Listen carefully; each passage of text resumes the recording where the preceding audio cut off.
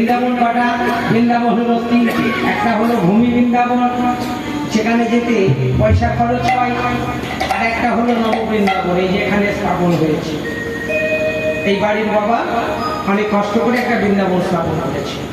আর একটা হলো দেহ বৃন্দাবন। তাই এই বৃন্দাবনে কি যাবে? দেহ যাবে না, মন যাবে। তাই সবাই মিলে মন নিয়ে বৃন্দাবনে যাবে। চলে রে আমার মন মধুর বৃন্দাবন, যমুনার ধারে ধারে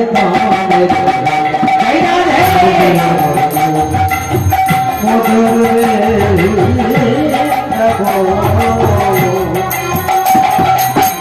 যমুনার যমুনার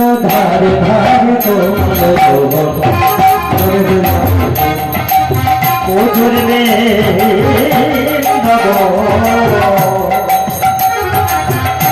যমুনার ধারে ধারে